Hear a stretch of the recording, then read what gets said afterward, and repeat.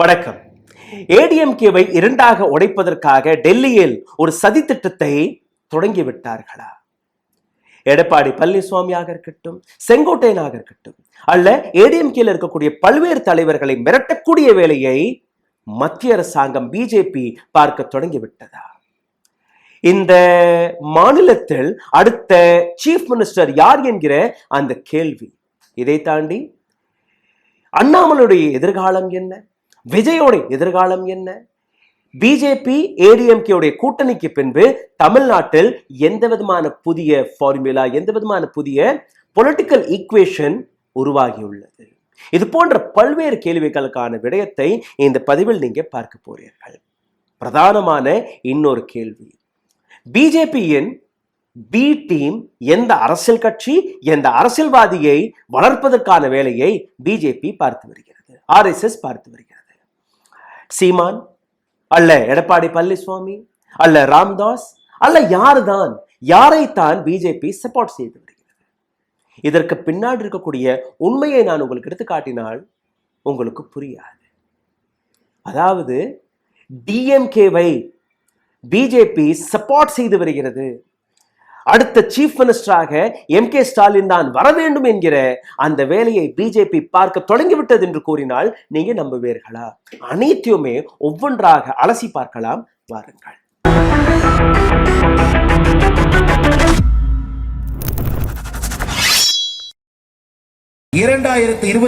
தேர்தலுக்கு பிறகு எடப்பாடி பழனிசாமி அவர்கள் தலைமையிலான அண்ணா திராவிட முன்னேற்ற கழகம் இருக்காது.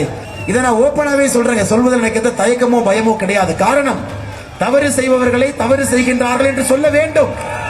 கட்சியை அடமானமாக அவர்கள் நடத்துவதற்கு யாருக்கும் உரிமை இல்லை.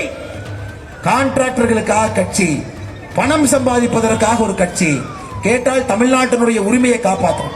2024 கட்சி காணாத போயிருமா? நீ கண்டுபிடிச்சு கொடு. போலீஸ் தானே தம்பி, உன்னை போல எத்தனை பேர்த்த இந்த கட்சி பார்த்திருக்குது, ஒன்றா இரண்டா? அது தெரியாம, வரலாறு தெரியாம ஏதோ பேசிட்டு இருக்கார். அவள் கண்ட கனவு வேற, நடக்கிறது வேற. அதனால புலம்பிக்கிட்டு இருக்கிறாங்க, வேற ஒண்ணு இல்ல, விரத்தின் விளிம்பிக்கு போயிட்டார். என்னுடைய முதல் புள்ளி, பிஜேபியின் பி டீமாக அல்ல ஏ டீமாக வளர்ந்து விட்டது DMK, MK. Stalin. C voters ஒரு புதிய சர்வேவை வெளியிட்டிருக்கிறார்கள். இந்த சர்வே ரிப்போர்ட்டை வைத்து ஒட்டுமொத்த கோதி மீடியா நேற்றிலிருந்து பிரைம் டைம் டிபேட்களை நடத்தி வருகிறார்கள். தமிழ்நாட்டின் அடுத்த சீஃப் மினிஸ்டர் யார்? தமிழக மக்கள் அடுத்த சீஃப் மினிஸ்டராக யாரை விருப்பப்படுகிறார்கள்? எம்.கே. ஸ்டாலின் தான் தமிழக மக்களின் முதல் சாய்ஸ் என்கிற ஒரு சர்வே ரிப்போர்ட். 27% மக்கள் எம்.கே. ஸ்டாலின் தான் வர வேண்டும் என்று கூறியிருக்கிறார்களா? 18% விஜய் வர வேண்டும் என்று ஆசைப்படுகிறார்களா? 10% மக்கள் எடப்பாடி பழனிசாமி, 9% மக்கள் அண்ணாமலை அவர்கள். ஆனால் இந்த நம்பர் கேமில் தான் ஒட்டுமொத்த சூழ்ச்சியே அடங்கியுள்ளது. அதை நான் உங்களுக்கு புரிய வைக்க போவேன். ஆனால் இந்த ரிப்போர்ட்டை தாண்டி எதற்காக பிஜேபியின் முதல் சாய்ஸ் டிஎம்கே என்று நான் உங்களுக்கு எடுத்து காட்டுகிறேன். எதற்காக டிஎம்கேவை வளர்க்கக்கூடிய வேலையை பிஜேபி ஆர்எஸ்எஸ் தான் பார்த்து வருகிறது என்று அந்த கேள்விக்கான விடயத்தை நீங்க கேட்டுக்கொள்ளுங்கள். அதாவது எம்.கே. ஸ்டாலின் அவருடைய பாப்புலாரிட்டி நீங்க பார்த்தீர்கள்னா, சமீப காலமாக இந்தியாவில் இருக்கக்கூடிய சிறந்த சீஃப் மினிஸ்டர்களில் அவர் ஒருவர் என்கிற அந்த விஷயத்தை மக்கள் பேச தொடங்கி விட்டார்கள். எம்.கே. ஸ்டாலின் தன்னுடைய பாப்புலாரிட்டியில், தன்னுடைய பிரசன்ஸில் அந்த அளவில் வேலை பார்த்திருக்கிறார். முக்கியமாக வடநாட்டிற்கு நான் அடிக்கடி சென்று வருவது வழக்கம். நான் டெல்லியை சார்ந்த நபர். ஸோ அங்க இருக்கக்கூடிய என்னுடைய பத்திரிகையாளர்களிடம் நான் பேசும்போது ஒவ்வொரு நபரும், அல்ல எக்ஸ் பக்கத்தை திறந்து பாருங்கள், இல்லை மற்ற டெலிவிஷன் மீடியாக்களை திறந்து பாருங்கள், மக்கள் என்ன பேசுகிறார்கள்? தமிழ்நாட்டிற்காக, தன்னுடைய தாய்மொழிக்காக ஒரு சீஃப் மினிஸ்டர் எந்த அளவில் போராடி வருகிறார், ஒட்டுமொத்த இந்தியாவை எதிர்த்து விட்டார் என்கிற அந்த பாராட்டுக்கள் அவருக்கு குவிய தொடங்கிவிட்டது. ஒரு காலகட்டத்தில் தமிழ்நாட்டை பார்த்து ஹிந்தியை எதிர்க்கிறார்கள் என்று கூறக்கூடிய அதே நபர்கள் அவர் செய்வதில் எந்த விதமான தவறும் கிடையாது என்கிற விஷயத்தை இன்னைக்கு அங்க இருக்கக்கூடிய மக்களே உணர்ந்து விட்டார்கள். நாங்களே பல வீடியோக்கள் அதை தொடர்பாக போட்டிருக்கிறோம். வட இந்தியாவில் இருக்கக்கூடிய பல்வேறு மெயின் ஸ்ட்ரீம் சேனல்களில் நான் உட்கார்ந்து எக்ஸ்பிளைன் செய்திருக்கிறேன். ஹிந்தி எப்படி 56 மொழிகளை அழித்து விட்டது என்கிற அந்த விளக்கத்தையும் இதே சேனல் நாங்கள் கொடுத்திருந்தோம். இன்னைக்கு அந்த விஷயம் எந்த அளவில் எம்.கே. ஸ்டாலின் அவருடைய பாப்புலாரிட்டி அதிகரித்ததோ அதே போன்ற இன்னொரு பிரச்சனை டீலிமிட்டேஷன். அதையும் எம்.கே. ஸ்டாலின் மிகப்பெரிய அளவில் பேசத் தொடங்கிவிட்டார். ராகுல் காந்தி கிடையாது, மற்ற தலைவர்கள் கிடையாது. தமிழ்நாட்டில் ஒரு மீட்டிங் கூப்பிடப்பட்டது. அனைத்து கட்சிகளை சார்ந்த சீஃப் மினிஸ்டர்கள், தலைவர்கள் இங்கே வந்தார்கள். அது பஞ்சாபின் சீஃப் மினிஸ்டராக இருக்கட்டும், கர்நாடகாவின் சீஃப் மினிஸ்டராக இருக்கட்டும், கேரளாவின் சீஃப் மினிஸ்டராக இருக்கட்டும், ஒரிசாவின் முன்னாள் சீஃப் மினிஸ்டர் உட்பட அனைத்து நபர்களுமே இதில் கலந்து கொண்டார்கள். வீடியோ கான்பரன்ஸுக்காக இருக்கட்டும் அல்ல நேரில் வந்ததாக இருக்கட்டும். அப்போ இந்த இடத்திலும் நீங்க பார்த்தீர்கள்னா எம்.கே. ஸ்டாலின் ஒரு ஹீரோவாக, ஒரு லீடராக வெளிவருகிறார். இந்த அனைத்து விஷயத்தையுமே நீங்க பார்த்தீர்கள். அதாவது கன்னியாகுமரியிலிருந்து தொடங்கி காஷ்மீர் வரை இன்னைக்கு எம்.கே. ஸ்டாலினை பற்றி புகழாத நபர்கள் யாருமே கிடையாது. அந்த அளவில் அவர் பேசுகிறார்கள். கேரளாவை சார்ந்த பல்வேறு நபர்கள் தமிழ்நாட்டு சீஃப் மினிஸ்டரை பாருங்கள், தன்னுடைய மாநிலத்திற்காக, தன்னுடைய மொழிக்காக எந்த அளவில் பேசிக் கொண்டிருக்கிறார் என்று. எங்களுடைய லீடர்ஸ் எப்படியெல்லாம் பேச மாட்டார்கள். ஆந்திராவை எடுத்துக்கொள்ளுங்கள், அங்க இருக்கக்கூடிய லீடர்ஸும் அங்க இருக்கக்கூடிய மக்களும் அப்படித்தான் உணர்கிறார்கள். மகாராஷ்டிராவை எடுத்துக்கொள்ளுங்கள் அல்ல வெஸ்ட் பெங்கால் எடுத்துக்கொள்ளுங்கள், அங்க இருக்கக்கூடிய மக்களும் இதை உணர தொடங்கிவிட்டார்கள். அப்போ இந்த விஷயத்தை உருவாக்கிய நபர் யார்? BJP, RSS. லாங்குவேஜ் வாராக இருக்கட்டும் அல்ல டீலிமிட்டேஷன் என்கிற விஷயமாக இருக்கட்டும், இரண்டு விவகாரத்தையுமே கையில் எடுத்து கொடுத்த அரசியல் கட்சி அமைப்பு ஆர்எஸ்எஸ் அண்ட் பிஜேபி. இப்ப சிந்தித்து பாருங்கள், டிஎம்கே அல்ல எம்.கே. ஸ்டாலின் தன்னுடைய பாப்புலாரிட்டிக்காக என்ன செய்தார்கள்? யாருமே செய்யவில்லை, பிஜேபி தான் எடுத்துக்காட்டியிருக்கிறது. இதே இடத்தில் நீங்க பார்த்தீர்கள்னா தமிழ்நாட்டு அரசியலை புரிந்து கொள்ளக்கூடிய நபர்கள், இங்க இருக்கக்கூடிய அரசியல் ஆன்டி இன்கம்பன்சியை பேஸ் செய்துதான் வரும். அதாவது இதற்கு முன்னாடி இருந்த தலைவர்கள், அது கருணாநிதி அவர்களாக இருக்கட்டும் அல்ல ஜெயலலிதா அவர்களாக இருக்கட்டும், 5 வருடத்திற்கு ஒரு முறை ஆட்டோமேட்டிக்காகவே அந்த ஆட்சி மாறிவிடும். இந்த 5 வருடத்தில் எங்களுக்கு நீங்க செய்த தொண்டுகள் புரியவில்லை என்று மக்கள் எதிராக ஓட்டு போடுவார்கள். ஒரு 5 வருடத்திற்கு டிஎம்கே என்றால் அடுத்த 5 வருடத்திற்கு ADMK. So anti incumbency factor இந்த தருணத்தில் நடக்கிறதா என்று நீங்க பார்த்தீர்கள்னா கிடையாது. இதுதான் கிரவுண்ட் ரியாலிட்டி. மோட்டர்ஸோடைய mind set, opposition is not fit enough to raise the question against DMK. இதுவும் பிஜேபிக்கு புரிந்துவிட்டது. எந்த விதமான கேள்விகள் எடுத்தார்கள்? Handling mismanagement of natural disaster, mismanagement of women's safety, mismanagement of financial issues. ஆனால் இந்த விவகாரத்திற்கான சொல்யூஷன் என்ன, இந்த விவகாரங்களை எந்த அளவில் அவர்கள் எடுத்து வைத்தார்கள் என்கிற எந்த விதமான விஷயத்தையும் எடுத்து வைக்க முடியவில்லை. 2 விஷயம் அனைத்தையுமே அமுக்கிவிட்டது. முதல் மொழி பிரச்சனை, 2வது டீலிமிட்டேஷன். ஊழல் நடக்கிறது, பெண்கள் சுதந்திரமாக நடமாட முடியவில்லை, எத்தனையோ பிரச்சனைகள் இருக்கிறது. அனைத்துமே மொழி என்கிற பிரச்சனையை வைத்து, டீலிமிட்டேஷன் என்கிற பிரச்சனையை வைத்து ஒரு மிகப்பெரிய பிரச்சார வழியாக, ஒரு மிகப்பெரிய லீடராக எம்.கே. ஸ்டாலின் வளர்ந்து விட்டார். From Kashmir to Kanyakumari. இது ஒரு ஸ்டேட்மெண்ட். இன்னொரு பக்கம் எம்.கே. ஸ்டாலின் அவர்களுடைய ஸ்டேட்மெண்ட்களை பாருங்கள். Nobody is against any language but cannot accept any language imposition. நாங்க எந்த மொழிக்குமே எதிரானவர்கள் கிடையாது, ஆனால் ஒரு மொழியை எங்கள் மீது திணித்தீர்கள்னா அதற்கு தான் நாங்கள் எதிர்ப்பை காட்டுகிறோம். இப்ப மத்திய அரசாங்கம் எதை எடுத்து காட்டியது?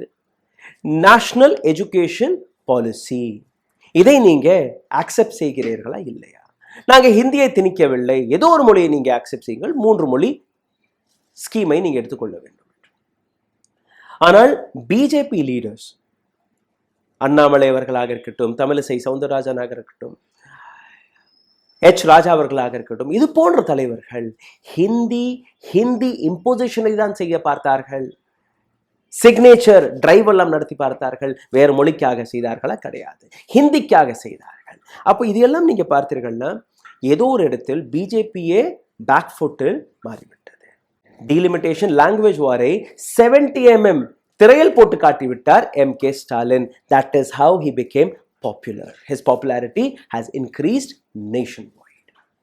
இது மட்டுமல்ல, பிஜேபி மகாராஷ்டிராவில் எந்த தவறை செய்ததோ, பிஜேபி லோக்சபா எலெக்ஷனில் எந்த தவறை செய்ததோ அதே தவறை மீண்டும் ஒரு முறை தமிழ்நாட்டிலும் ரிப்பீட் செய்து விட்டது. அப்கி பார் 400 பார். இந்த முறை 400க்கும் மேற்பட்ட சீட்டுகளை கொண்டு வந்து இந்த நாட்டில் இருக்கக்கூடிய கான்ஸ்டிடியூஷனையே நாங்க மாற்றி விடுவோம். இதுதானே அவர்கள் கூறினார்கள். மகாராஷ்டிராவில் என்ன நடந்தது? மகாராஷ்டிரா லோக்சபா எலெக்ஷனும் போது 17 சீட்டுகள் மட்டும்தான் என்டிஏவிற்கு கிடைத்தது.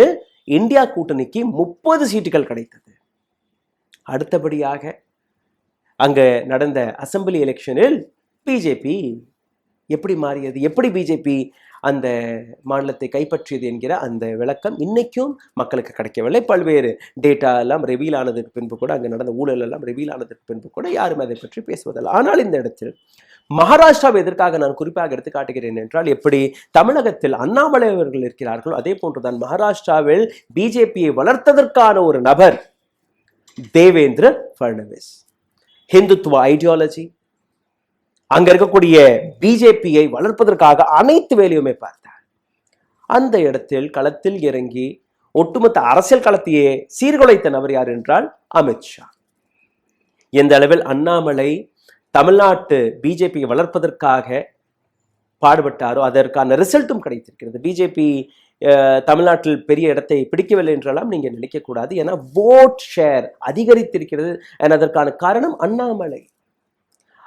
எந்த அளவில் அண்ணாமலை ஏடிஎம்கேவுக்கு எதிராக ஸ்டேட்மெண்ட்களை கொடுத்தாரோ, எந்த அளவில் ஏடிஎம்கேவை சார்ந்த நபர்கள், அது எடப்பாடி பழனிசாமியாக இருக்கட்டும், ஜெயக்குமார் அவர்களாக இருக்கட்டும், இது போன்ற பல்வேறு மூத்த தலைவர்கள் அண்ணாமலை பிஜேபிக்கு எதிராக ஸ்டேட்மெண்ட்களை கொடுத்தார்களோ, இன்னைக்கு அமித்ஷா அவர்களை போய் எடப்பாடி பழனிசாமி சந்திப்பது எந்த அளவில் அண்ணாமலையை பேக்ஃபுட்டில் தள்ளி இருக்கிறது, எந்த அளவில் பிஜேபியை பேக்ஃபுட்டில் தள்ளி இருக்கிறது என்று நீங்க பார்க்க வேண்டும்.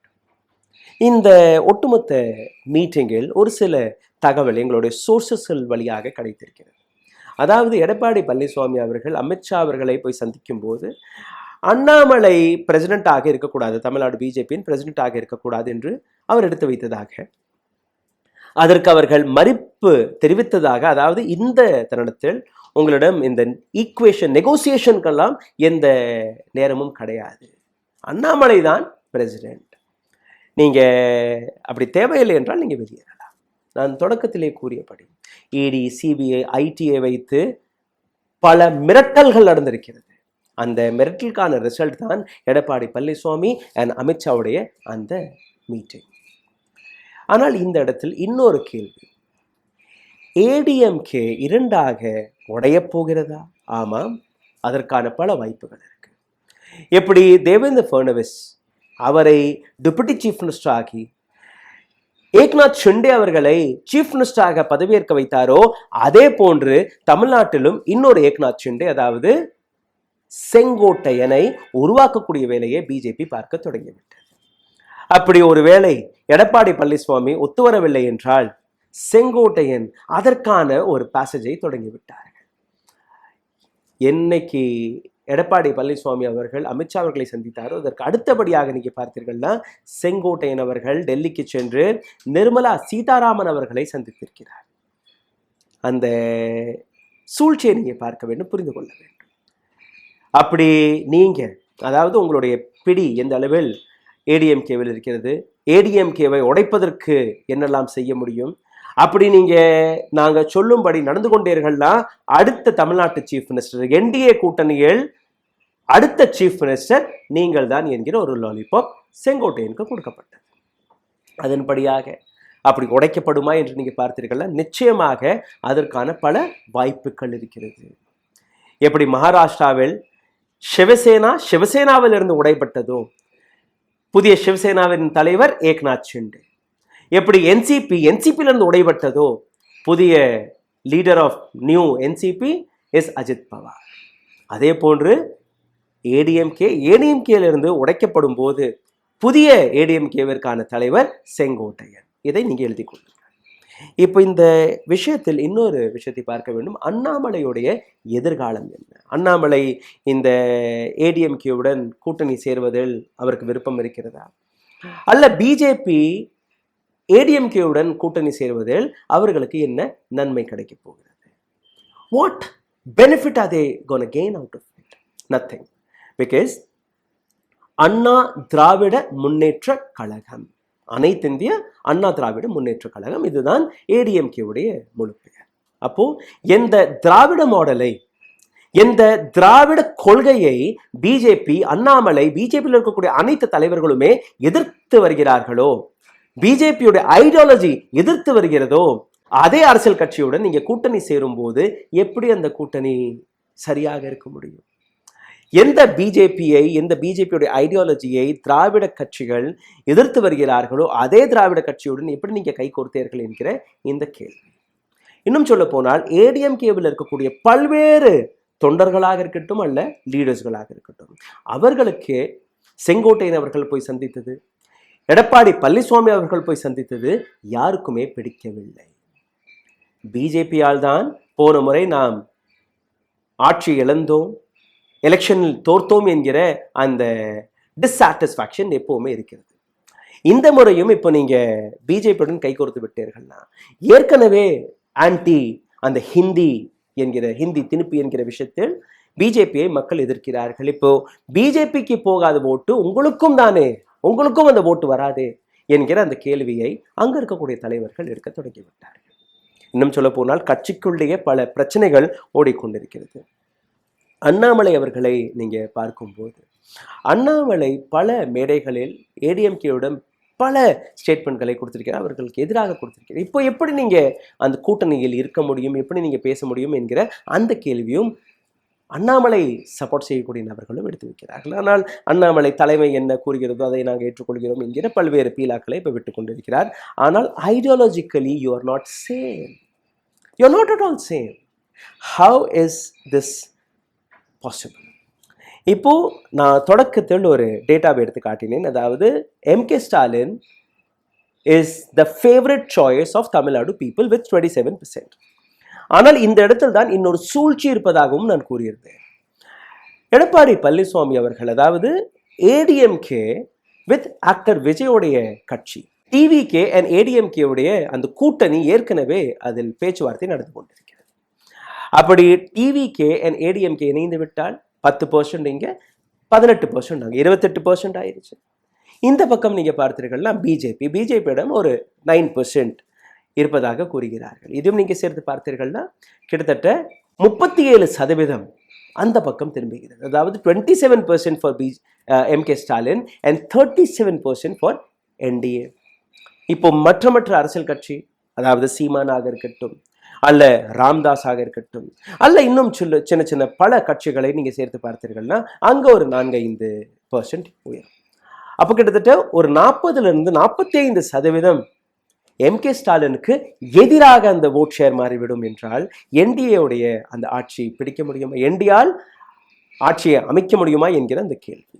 பாசிபிலிட்டிஸ் இருக்கிறது, என்டிஏவுடைய ஆட்சி வருவதற்கான பாசிபிலிட்டிஸ் இருக்கிறது ஒரு பெரிய கூட்டணி வந்தால். ஆனால் இந்த இடத்தில் மக்களுடைய விருப்பம் என்ன, மக்கள் எதை எதிர்பார்க்கிறார்கள், மக்கள் எம்கே ஸ்டாலினை எப்படி பார்க்கிறார்கள்? தமிழுக்காக, தமிழ் மொழிக்காக ஒரு சீஃப் மினிஸ்டர் போராடி வருகிறார். தமிழ் உரிமைகளுக்காக, தமிழ்நாட்டின் உரிமைகளுக்காக பார்லிமெண்ட்ல இருக்கக்கூடிய அந்த இடத்திற்காக தமிழ்நாட்டு சீஃப் மினிஸ்டர் போராடி வருகிறார். அவரால் ஒட்டுமொத்த சதன் இந்தியாவையே, ஒட்டுமொத்த இந்தியாவில் இருக்கக்கூடிய பல சீஃப் மினிஸ்டர்களை ஒன்று சேர்க்க முடிந்தது என்கிற ஒரு மெசேஜ் போயிருக்கிறது மக்கள் மத்தியில். இந்த 27% 50ஆகவும் மாறலாம். இதே 27% என்டிஏவுக்கு முன்பு தோற்கும் போகலாம்.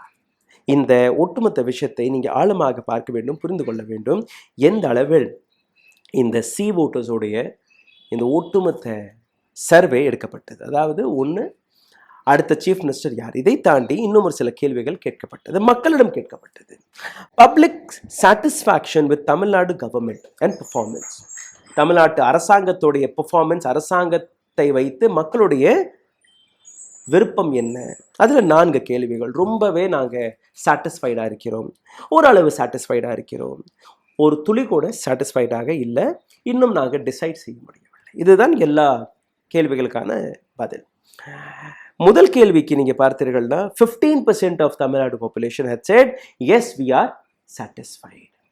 36% said we are somehow satisfied. ரெண்டுமே நீங்க சேர்த்து பார்த்தீர்கள்னா கிட்டத்தட்ட 51% தமிழ்நாட்டு population they say we are satisfied with DMK performance. That means there is no anti-incumbency. அடுத்த கேள்வி, public satisfaction with MK Stalin's performance as CM. MK ஸ்டாலினுடைய பெர்ஃபார்மன்ஸ், அவரை பற்றி உங்களுடைய கருத்துக்கள் என்ன என்று கேட்டபோது 22% people said yes we are satisfied, 33% said we are somehow satisfied. That means 55% public says we are happy with MK Stalin. Again, the anti-incumbency gone, the negative publicity against MK Stalin have gone. Most important issues and influencing voters, இதை பற்றி உங்களுடைய கருத்து என்ன? Women security, rising price, drug alcohol abuse, unemployment, இது போன்ற கேள்விகளுக்கான விடயம் கொடுக்கப்பட்டது. Women security பற்றி 15%, rising price highs, அதாவது விலைவாசி 12%, drug and alcohol abuse, குடிப்பழக்கம், போதை பழக்கம், இந்த பிரச்சனை 10%, unemployment என்பது 8% மட்டுமே. இந்த இடத்தில் பெரிய அளவில் நீங்க பார்த்தீர்கள்னா அதுவும் கிடையாது. Public satisfaction with MLA performance, எம்எல்ஏக்களுடைய பெர்ஃபார்மன்ஸில் பப்ளிக்குடைய சாட்டிஸ்ஃபேக்ஷன் எந்த லெவல் இருக்கிறது அதை நீங்க பார்த்தீர்கள்னா 16% மக்கள் எம்எல்ஏக்கள் சரியாக வேலை பார்க்கிறார்கள், நாங்க ரொம்பவே சாட்டிஸ்ஃபேக்டா இருக்கிறோம். 32% மக்கள் நாங்க சாட்டிஸ்ஃபைடா இருக்கிறோம். அதாவது 16+32 48% மக்கள் எம்எல்ஏக்களுடைய பெர்ஃபார்மன்ஸை வைத்து சரி என்று கூறுகிறார்கள். வெறும் 25% மட்டும்தான் நாங்கள் நான் சாட்டிஸ்ஃபைட். மீதம் இருக்கக்கூடிய 27% இன்னும் நாங்கள் டிசைட் செய்யவில்லை. என்னுடைய தொடக்கத்தில் நான் கூறிய விஷயம், MK ஸ்டாலினை ஏடிமாக வளர்க்கக்கூடிய வேலையை பிஜேபி RSS தான் பார்க்கிறது என்கிற அந்த கேள்விக்கான விடயம் உங்களுக்கு கிடைத்திருக்கும். அதாவது ஹிந்தி திணிப்பை வைத்து, டீலிமிட்டேஷனை வைத்து மத்திய அரசாங்கம் எந்த விதமான பிரச்சனைகளை உருவாக்கியதோ அதுதான் MK ஸ்டாலினுடைய பாப்புலாரிட்டி இந்த அளவில் வளர்ந்ததற்கான காரணமாக மாறிவிட்டது. எந்த ஆன்டி இன்கம்பன்சி, எந்த ஊழலை, எந்த விமன் சேஃப்டி, விமன் செக்யூரிட்டி இஷ்யூவை, மற்ற விஷயங்களை வைத்து டாஸ்மாக் இஷ்யூ உட்பட அனைத்துமே எதையெல்லாம் நீங்க எடுத்து வைத்தீர்களோ அனைத்துமே மொழி என்கிற விஷயத்தை வைத்து, தமிழ் என்கிற வார்த்தையை வைத்து மறைத்து விட்டார்கள். இதற்கான பிளாட்ஃபார்ம் உருவாக்கப்பட்டது RSS அண்ட் பிஜேபி வழியாக. அதை பெரிய அளவில் ஆம்பிளிஃபை செய்தது அண்ணாமலை, H ராஜா, தமிழிசை சவுந்தரராஜன் அல்ல பிஜேபியில் இருக்கக்கூடிய அனைத்து தலைவர்களும்.